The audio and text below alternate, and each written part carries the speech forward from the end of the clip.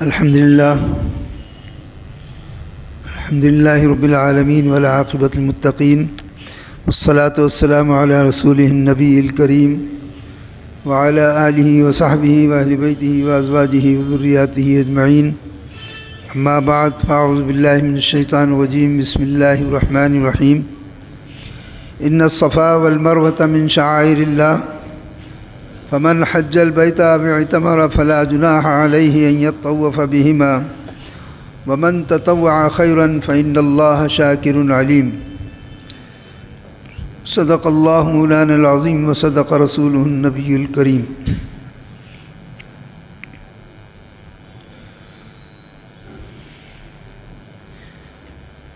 قرآن کریم کی آیت مبارکہ میں ایک جگہ فرمایا گیا کہ یہ مکہ جو ہے اس میں اللہ کی بڑی بڑی نشانیاں ہیں تاکہ کوئی بھی شخص نہ تو اس کا مقابلہ کر سکے اور نہ اس کی عظمت کا انکار کر سکے، اور سعادت اسی میں ہے کہ وہاں آداب بجا لائے اور تعظیم و احترام کے ساتھ وہاں جائے، اسی میں اس کی بھلائی اور سعادت۔ انہی نشانیوں میں سے پچھلے جمعے کو مقام ابراہیم کا تذکرہ کیا گیا تھا کہ خداوند تعالیٰ نے 2 پتھر جو جنت سے بھیجے تھے ان میں سے ایک مقام ابراہیم کہلاتا ہے، جس پر کھڑے ہو کر حضرت ابراہیم علیہ السلام نے خانہ کعبہ کی تعمیر کی تھی، اور دوسرا وہ پتھر جو حجر اسود کہلاتا ہے جو خانہ کعبہ کے درمیان میں چن دیا گیا اور حاجی لوگ اس کو بوسہ دیتے ہیں۔ یہ نشانیاں اتنی بڑی ہیں کہ جن کا نہ کوئی مقابلہ اور نہ یہ نشانیاں کہیں اور مل سکتی ہیں، تاکہ کعبے کی عظمت اور اس کی بڑائی قائم رہے۔ انہی نشانیوں میں سے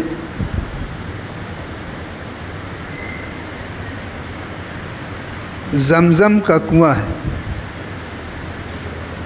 جو زمزم آج ہم لے کر آتے ہیں اور جو پانی پیتے ہیں، جو دنیا کے تمام سائنسدانوں کی تحقیق کے بعد خود انہوں نے اس بات کا اقرار کیا کہ اس سے زیادہ صاف، اس سے زیادہ شفاف، اس سے زیادہ بہتر، اس سے زیادہ طاقتور، اس سے زیادہ مؤثر کوئی صاف پانی نہیں۔ تمام تر تحقیقات کر لی گئیں اور بڑے بڑے مقابلے کیے جاتے ہیں، لیکن کوئی پانی اس کا مقابلہ نہیں کر سکا۔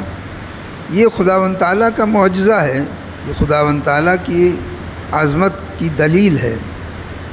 تو خداوند تعالیٰ کے معجزے اور اس کی دلیل کا مقابلہ کیا ہوگا؟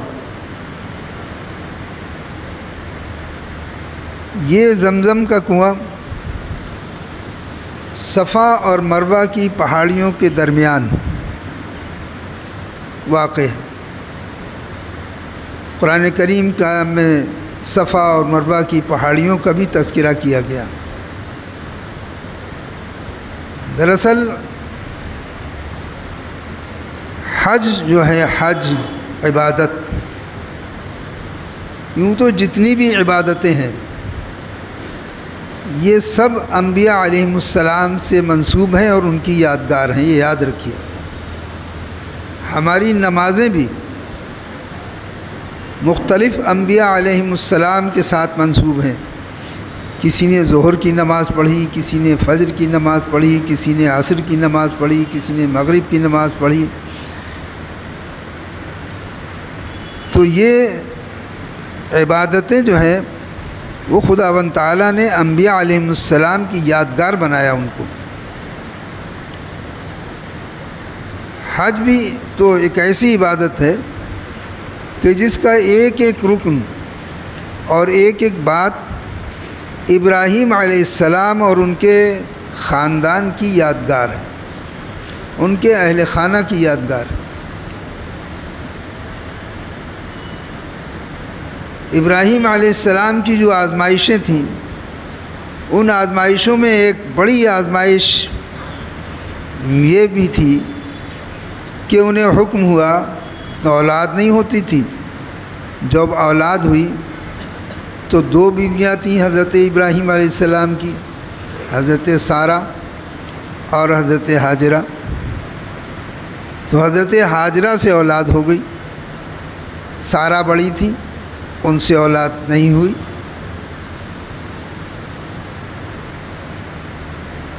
ابراہیم علیہ السلام کو خداوند تعالیٰ نے خالص اپنا دوست بنایا تھا، جس کو قرآن کریم میں فرمایا گیا کہ واتخذ اللہ ابراہیم خلیلا، اللہ نے ابراہیم کو اپنا دوست بنایا، خلیل بنایا۔ اور دنیا جو دعویٰ کرتی ہے کہ ہم اللہ کے دوست ہیں اور اللہ ہمارا دوست ہے، یہ دنیا کے لیے ایک رہنمائی کی کہ دوست کیسا ہونا چاہیے، اور اللہ کا دوست جو دعویٰ کرے اللہ کے دوست ہونے کا، اسے کیسا ہونا چاہیے۔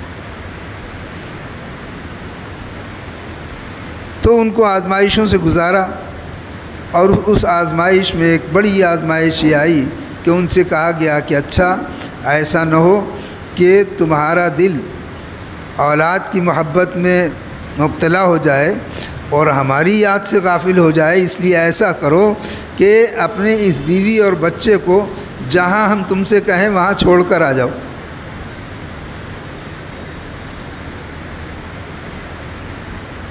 آج کل تو بہت آسان ہے، ٹھیک ہے بھائی اس شہر میں نہیں اس شہر میں کہیں کسی کے رشتہ دار کے یہاں چھوڑ کے آ جائیں گے،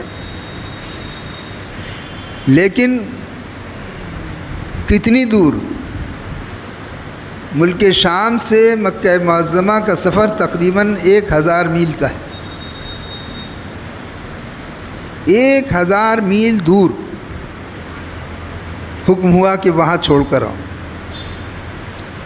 اور کیسی جگہ چھوڑ کر آؤ کہ جہاں نہ آدمی نہ آدم ذات، نہ پانی کا پتہ نہ سائے کا پتہ، نہ پیڑ نہ پودوں کا پتہ، نہ ہریالی کا پتہ۔ جب پانی ہی نہیں ہے تو وہاں سے ہریالی کیا نکلے گی، اور جب پانی ہی نہیں ہوگا تو وہاں آبادی کیا ہوگی؟ چٹیل میدان۔ حکم ہوا کہ اپنے بیوی اور بچے کو وہاں چھوڑ کر آ جاؤ۔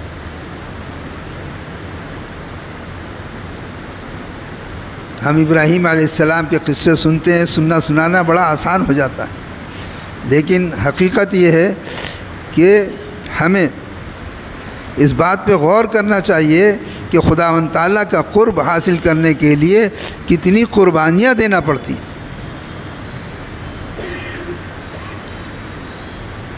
ابراہیم علیہ السلام کو حکم ہوا کہ جاؤ وادی مکہ میں چھوڑ کر آ جاؤ۔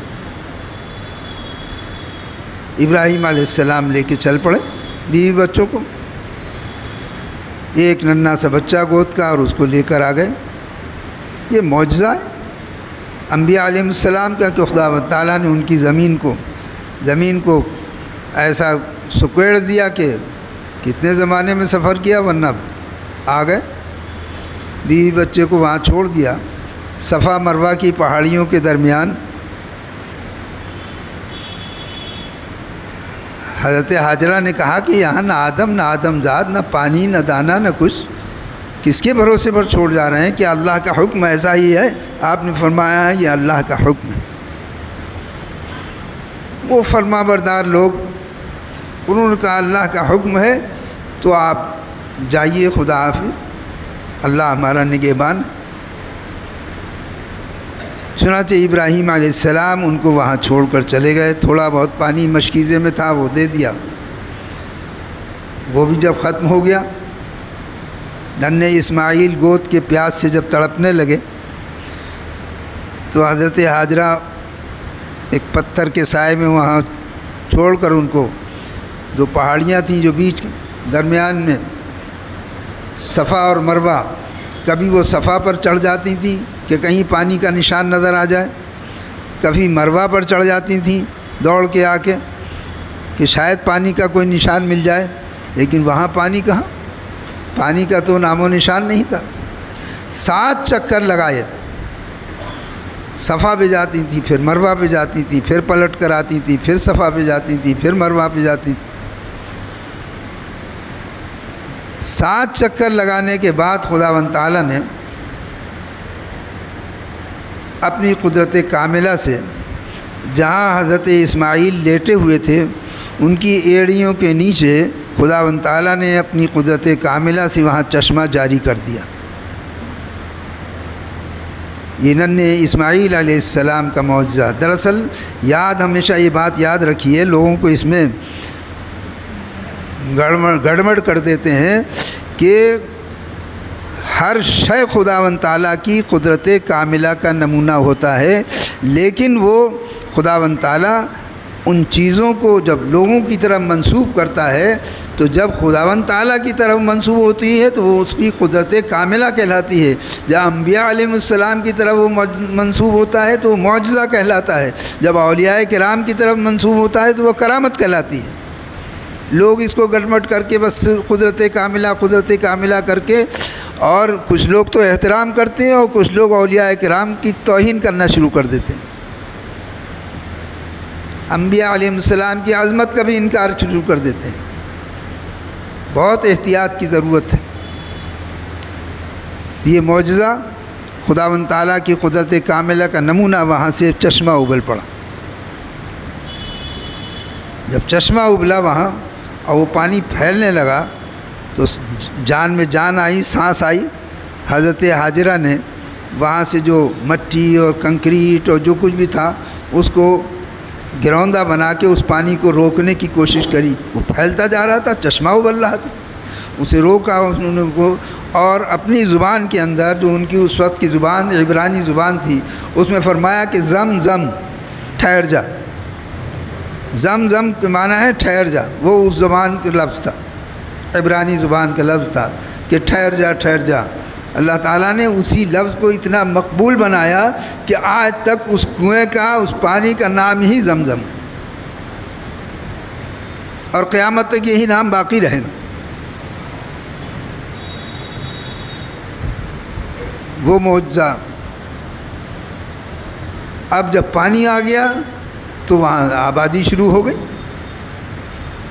تو یہ حاجی لوگ اور عمرہ کرنے والے جو چکر لگاتے ہیں صفا مروہ کا، وہ دراصل وہ یادگار ہیں حضرت حاجرہ کی، جو پانی کی تلاش میں وہ کبھی صفا پہ جاتی تھی، کبھی مروہ پہ جاتی تھیں۔ خداوند تعالیٰ کو ابراہیم علیہ السلام کے خاندان کی ایک ایک ادا ایسی پسند آئی کہ آنے والے لوگوں کے لیے اللہ رب العزت نے اس کو یادگار بنا دیا۔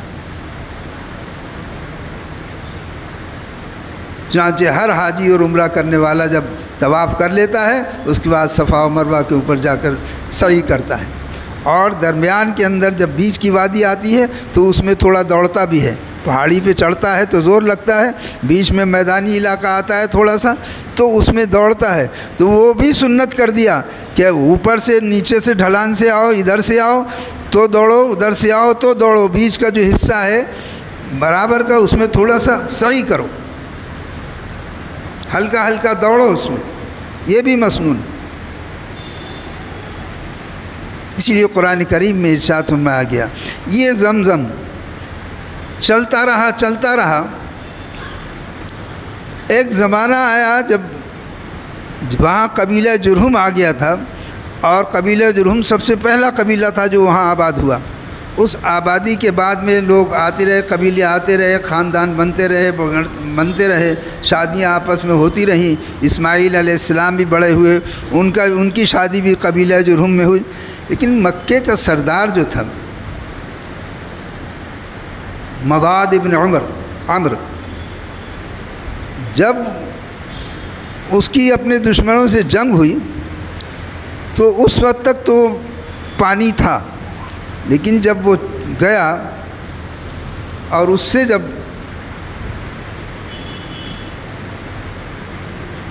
لڑائی ہو گئی اور وہ چھوڑ کر چلا گیا تو اس نے اس زمزم کے کنویں کو کہ دوسرے لوگ اس پہ قبضہ نہ کر سکیں، اس میں مٹی ڈال کے اس کو دفن کر دیا۔ ابراہیم علیہ السلام کا زمانہ گزر گیا، خانہ کعبہ کی تعمیر بھی ہو گئی، لوگ آتے رہے جاتے رہے، لیکن وہ کنواں جو ہے وہ غائب ہو گیا، وہ دب گیا، اس کا پتہ ہی نہیں چلا۔ آج ہمیں جو یہ ہمارے سامنے جو کنواں ہے، یہ حقیقت میں اللہ رب العزت نے جب حضور اکرم صلی اللہ علیہ وسلم کے دادا عبد المطلب آئے تو عبد المطلب کو خواب میں بتایا گیا، کیونکہ مکے میں پانی کی قلت ہو رہی تھی، جگہ جگہ کنویں کھودے جا رہے تھے، دور دور سے پانی لایا جا رہا تھا، اس لیے حضرت عبد المطلب کو پھر خواب میں بتایا گیا کہ تم زمزم کھودو۔ 3 روز خواب میں برابر کہا اور آخری دن کہا کہ زمزم کھودو۔ تب انہوں نے زمزم کی تلاش کری اور زمزم کو کھودنا اور نشاندہی انہیں کی گئی۔ اس نشاندہی پر حضرت ابراہیم حضرت عبد المطلب نے اس جگہ کو کھودنا شروع کیا۔ طویل روایتیں بہت ساری ہیں، وہ تو شام ہو جائے گی بیان کرتے کرتے، لیکن یہ کہ حضرت عبد المطلب نے جب وہاں کھودنا شروع کیا تو وہاں جو نشانیاں اس کے اندر جو ابراہیم علیہ السلام نے جس دمبے کو ذبح کیا تھا اس کے سینگ بھی تبرکاً رکھے ہوئے تھے، اور انہوں نے چونکہ بت پرستی کا زمانہ تھا، ایک ہرن سونے کا بنا رکھا تھا، وہ بھی ان کے پاس کعبے کی نظر تھا، وہ سب چیزیں اس نے نشانی کے طور پہ دفن کر دی تھیں۔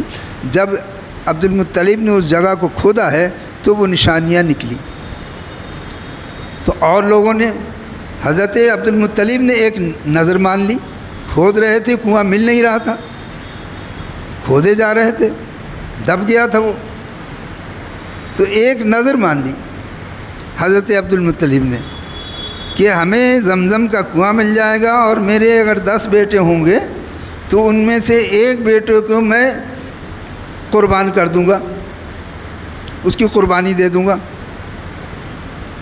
خداوند تعالیٰ نے ان کی بھی آزمائش کر لی، ان کی بھی آزمائش کر لی، 10 بیٹے بھی دے دیے اور زمزم کا کنواں بھی مل گیا۔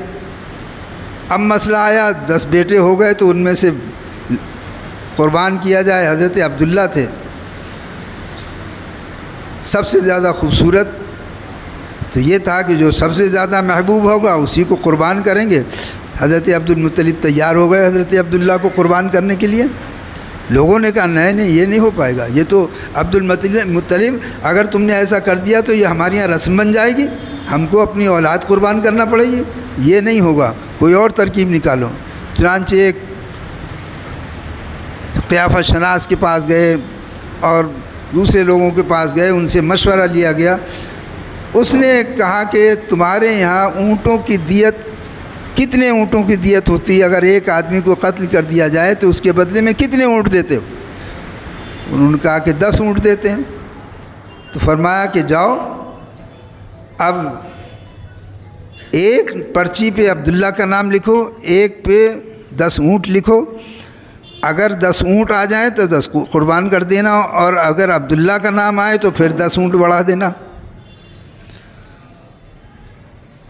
چنانچہ اسی طرح سے کیا گیا، اور 10 اونٹ جب قرآن نکلتا تھا عبداللہ کے نام نکلتا تھا، پھر 10 اونٹ بڑھا دیے گئے، جب قرآن نکلا عبداللہ کے نام لکھا، یہاں تک کہ 100 اونٹ ہو گئے۔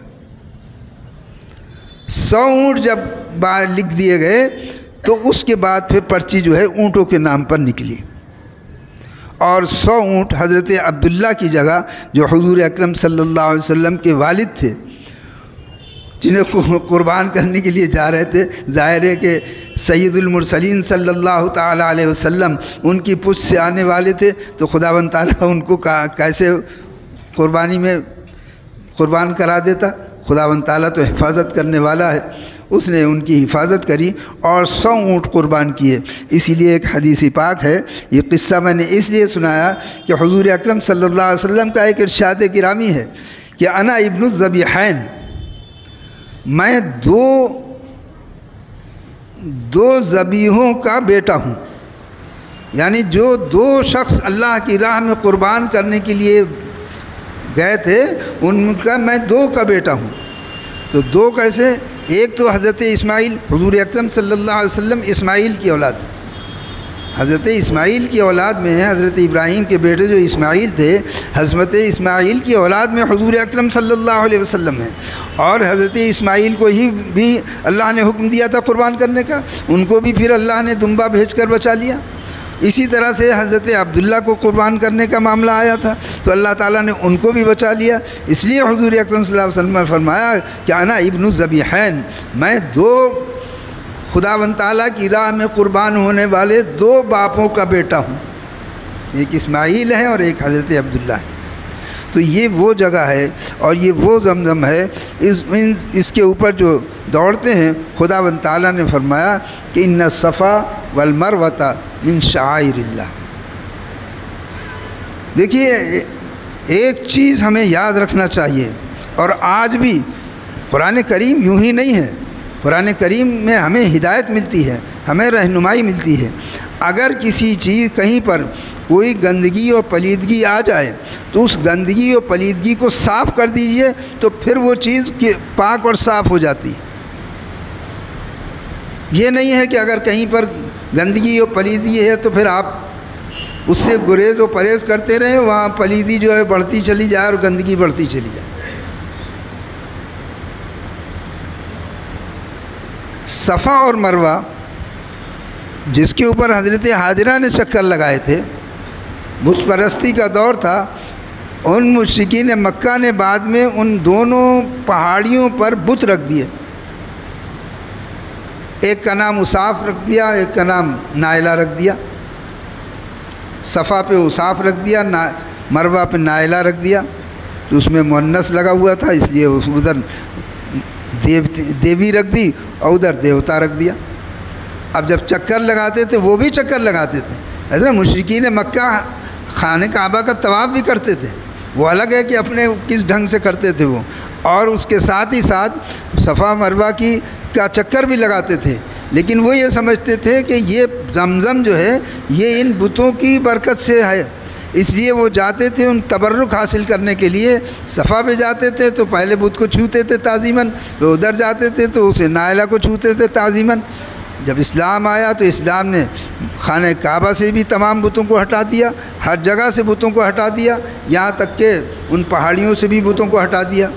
تو بتوں کو تو ہٹا دیا گیا، لیکن صحابہ کرام رضوان اللہ علیہم اجمعین کے دل میں تھوڑی سی کراہت تھی کہ یہ تو مشرکانہ عمل تھا کہ صفا مروہ پہ وہ جاتے تھے اور بت کو چھوتے تھے اور وہ ادھر بت کو چھوتے تھے، تو اب تو اس کی ضرورت نہیں ہے، اب تو ہمارے لیے ضرورت نہیں ہے، اس لیے یہ تو مشرکانہ عمل تھا، اس لیے اسے اللہ تعالیٰ نے فرمایا کہ نہیں، یہ حضرت حاجرہ کی نشانی ہے، یہ یادگار ہے۔ وہ جو انہوں نے پلیدگی پیدا کری تھی اس پلیدگی کو ہٹا دیا گیا، خانہ کعبہ سے بتوں کو ہٹا دیا گیا اور اس کا طواف باقی رہا۔ بت تو اس میں بھی تھے لیکن بتوں کو وہاں سے ہٹا دیا گیا تو اس کا طواف باقی رہا۔ اسی طرح سے صفا و مروہ سے بھی بتوں کو ہٹا دیا گیا، اب اس کے اوپر چکر لگانے میں بھی کوئی حرج نہیں ہے۔ ان الصفا والمروۃ من شعائر اللہ، یہ اللہ کی نشانیوں میں سے نشانیاں ہیں، ان کی تعظیم و احترام کرو اور عزت و احترام کے ساتھ اس میں دوڑو اور اپنے قلب کے اندر اس کا احترام قائم کرو۔ یہ یادگار ہے انبیاء علیہم السلام کی، چنانچہ کوئی حرج نہیں ہے۔ فلا جناح علیہما ان یطوفا بہما، اب کوئی حرج نہیں ہے کہ تم اس میں چکر لگاؤ، اس پر جاؤ، صفا پہ جاؤ، مروہ پہ جاؤ۔ فلا جناح علیہما ان یطوفا بہما، اب تم ان دونوں کے درمیان چکر لگاؤ گے تو کوئی حرج نہیں ہے، بلکہ اور تمہیں اس کا اجر و ثواب ملے گا، تمہارے اخلاص کا ثواب ملے گا، خلوص نیت ہوگی تو تمہیں اس کا اجر ملے گا۔ اور حج اور عمرے کے لیے تو ظاہر ہے کہ دونوں، حج کے لیے بھی، حاجی کے لیے بھی اور عامر کے لیے بھی، عمرہ کرنے والے کے لیے بھی ضروری ہے صفا مروہ کے درمیان دوڑنا، طواف کرنے کے بعد صفا مروہ کے درمیان دوڑنا دونوں کے لیے ضروری ہے۔ خداوند کریم ہمیں اور آپ کو سب کو اس گھر کی زیارت نصیب فرمائے، اور جو لوگ اس دنیا سے جو یہاں سے جا رہے ہیں اللہ تعالیٰ ان کے اس عمل کو قبول فرما لے اور ان کو واپس آنے کے بعد نیکیوں پر قائم رہنے کی توفیق عطا فرما دے۔ وما علینا